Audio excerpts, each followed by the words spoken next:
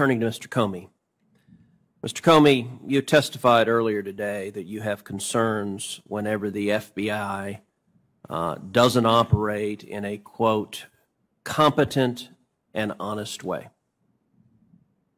In your judgment, was the way that the FBI handled the Russia investigation, the surveillance of the Trump campaign, the Carter Page FISA application, the Michael Flynn investigation, was that handled in a competent and honest way? First, Senator Cruz, there was no, to my knowledge, surveillance of the Trump campaign. I think the overall investigation of the Russian interference and whether Americans were associated with it was conducted in an honest, competent, independent way.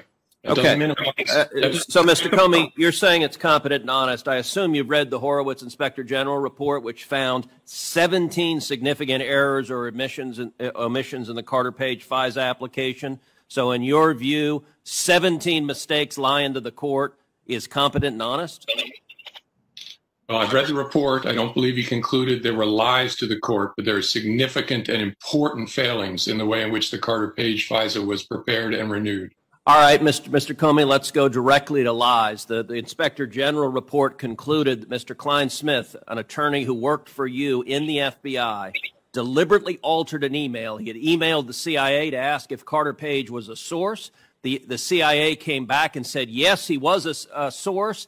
And Mr. Klein Smith, your lawyer, altered that email to add the words, not a source, to make the email say precisely the opposite of what the CIA said, and that fraudulent document was then used as a basis for a fraudulent submission to the FISA court. You believe that is honest and competent, Mr. Comey? I don't believe you've offered an accurate summary of the Horowitz's findings. Mr. Comey, I have the report right in front of me. Page 254 describes how the lawyer, specifically the words, and not a source, had been inserted in the response, directly reversing what the CIA says. Was it practice in your FBI to fraudulently alter evidence that you submit to federal courts? It was not the practice in the FBI to fraudulently alter anything as presented to federal courts. Well, it is difficult to say that an investigation that featured fraudulent evidence is competent and honest. But let's move on to something else. The predicate of much of this investigation was the Steele dossier, which has now been totally discredited as garbage. When did you learn that the Steele dossier was being funded by the Democratic National Committee and the Hillary Clinton campaign? Again, I believe your predicate is inaccurate, but I first learned of the Steele dossier in late September of 2016 and understood that it was funded by political opposition to President Trump, or candidate Trump. I didn't know the specifics of which part of the opposition, but I knew that it was political opposition research funded. When? When did you learn that? I think about the time I was briefed on it, so about the same time, probably third week of September. So you were personally aware that the political opposition, whether the DNC or Hillary Clinton or whatever campaign bucket it was coming from, it was the opposing party that was funding it. You were specifically aware of it in September. Why didn't you tell the FISA court? Why did you omit that over and over and over again on applications you submitted? Didn't the court deserve to know that? My recollection is the FISA court was alerted to the possibility that it was a politically biased reporting. Your recollection is false. The FISA court was not told that it was funded by the DNC. That's one of the omissions that your FBI did repeatedly to the federal court. All right. Go ahead. That's not what I just said. So, what did you just say? I said my recollection is the court was alerted that there was potential political bias in this reporting.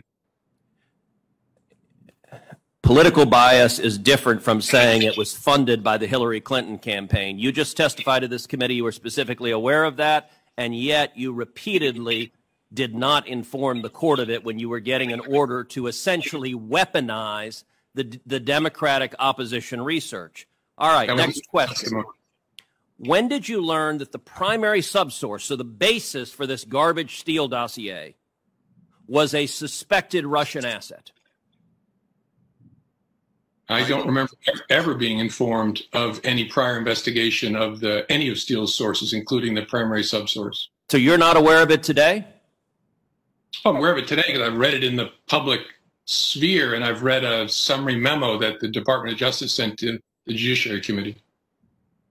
I would note the primary subsource was subject to FBI investigation, a counterintelligence investigation from 2009 to 2011, and I will read some of what the investigation was. The primary subsource approached two individuals who were about to enter the Obama administration and indicated that if, quote, the two individuals at the table did get a job in the government and had access to classified information and wanted to make a little extra money, the primary subsource knew some people to whom they could speak. Is trying to recruit spies against the U.S. government. You have a Russian agent that is the basis for an FBI investigation, and the FBI is the one who had investigated them.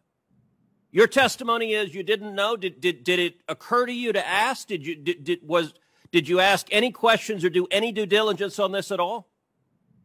I don't remember anything about the facts that have been revealed recently about the subsource. And as I said earlier, I think that cuts both ways, but I don't know how the people running the investigation thought about it. Well, you didn't tell the FISA court that either, and I suspect the FISA court would have had a very different assessment if you had told them that the basis for your application was what you were being told from a suspected Russian asset. All right, let's shift to another topic. On May 3rd, 2017, in this committee, Chairman Grassley asked you point blank, quote, have you ever been an anonymous source in news reports about matters relating to the Trump investigation or the Clinton investigation? You responded under oath, quote, never. He then asked you, quote, have you ever authorized someone else at the FBI to be an anonymous source in news reports about the Trump investigation or the Clinton administration? You responded again under oath, no.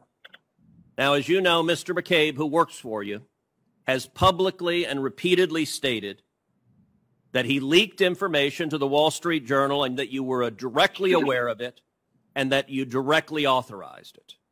Now, what Mr. McCabe is saying and what you testified to this committee cannot both be true. One or the other is false. Who's telling the truth? I can only speak to my testimony. I stand by what the testimony you summarized that I gave in May of 2017. So your testimony is you've never authorized anyone to leak. And Mr. McCabe, if he says contrary, is not telling the truth. Is that correct? Again, I'm not going to characterize Andy's testimony, but mine is the same today. All right, I'm going to make a final point because my time has expired. This investigation of the president was corrupt. The FBI and the Department of Justice were politicized and weaponized. And in my opinion, there are only two possibilities: that you were deliberately corrupt or woefully incompetent. And I don't believe you were incompetent. This has done severe damage to the professionals and the honorable men and women at the FBI because law enforcement should not be used as a political weapon. And that is the legacy you've left. Senator